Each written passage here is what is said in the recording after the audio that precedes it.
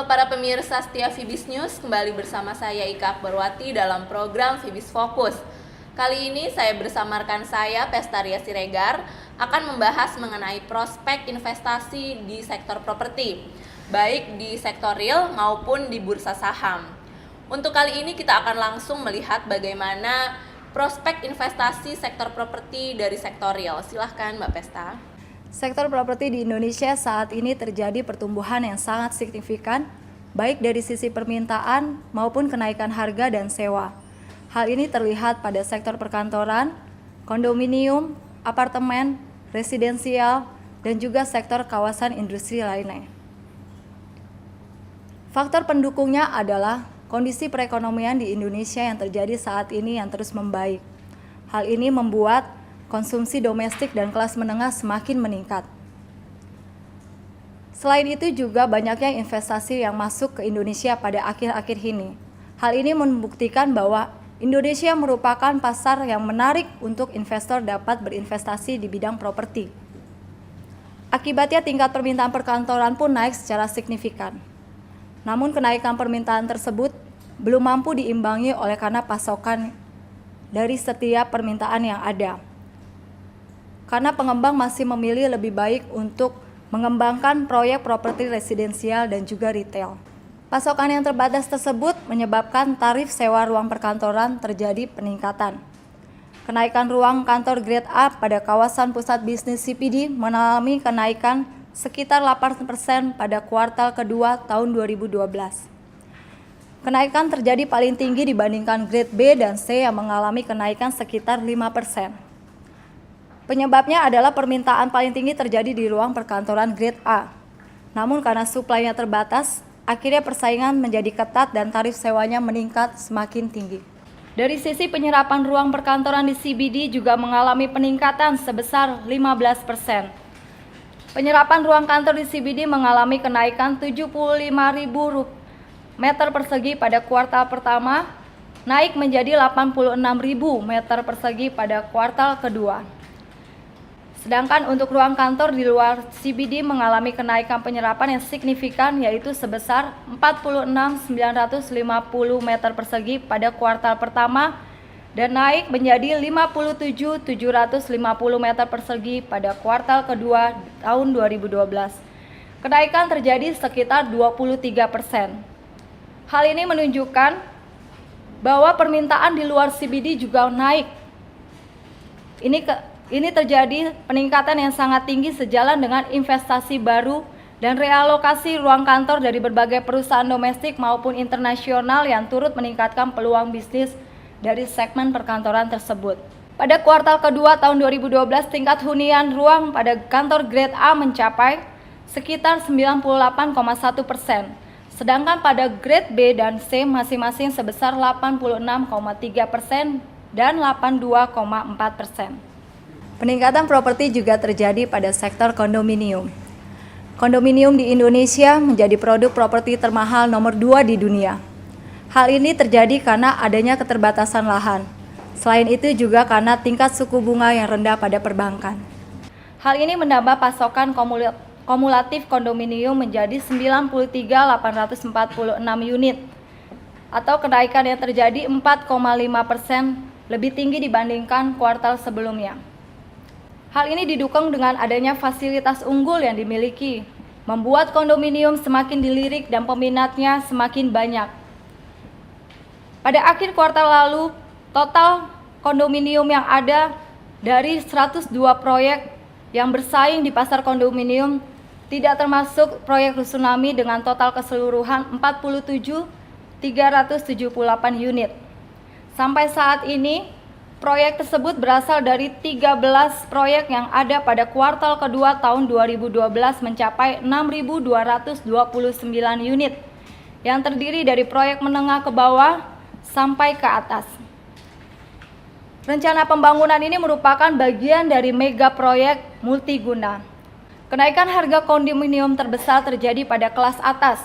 Ini bertumbuh sebesar 25 juta rupiah per meter persegi. Dan juga kelas menengah kenaikan terjadi pada harga 13 juta rupiah per meter persegi. Pada kondominium kelas menengah ke bawah naik sebesar 8 juta rupiah per meter persegi. Investor pada saat ini memanfaatkan kondisi ekonomi yang bertumbuh untuk berinvestasi di kondominium. Adanya perbedaan harga pada saat proyek pertama kali ditawarkan hingga saat dibangun kenaikannya cukup tinggi.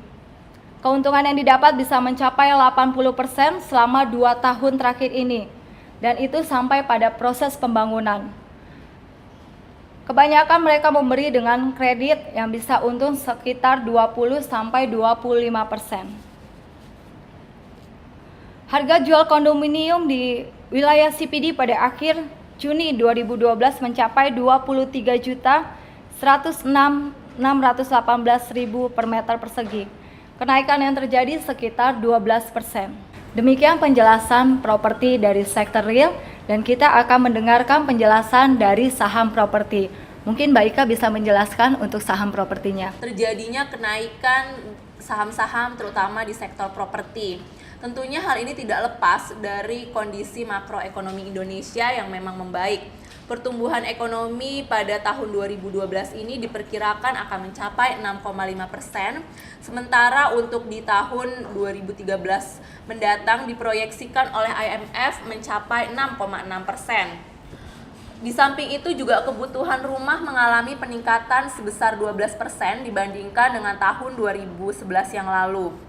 Juga adanya dukungan pemerintah yang memunculkan program-program yang mendorong pembangunan rumah murah, turut mendorong permintaan di pasar perumahan atau properti tersebut.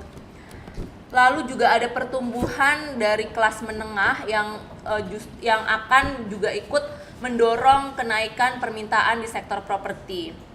Juga adanya pembangunan infrastruktur yang terjadi terutama melalui pembangunan jalan tol di beberapa daerah. Rating investasi Indonesia atau rating kredit Indonesia yang mengalami kenaikan dan sekarang sudah mencapai rating investment grade juga turut mendorong maraknya investasi di sektor properti. Kita melihat beberapa rating agency yang memberikan outlook dari stabil dan sampai positif terhadap rating kredit obligasi di Indonesia yang merupakan salah satu pendorong juga terutama pendorong pada investasi di sektor properti. Lalu kita akan melihat kinerja dari subsektor-subsektor di IHSG sendiri. Di sini memang terlihat dua sektor utama yang mengalami kenaikan paling tajam pada tahun 2012. Sejak awal 2012 hingga per tanggal 16 Agustus 2012 terjadi kenaikan tajam di sektor infrastruktur dan juga properti.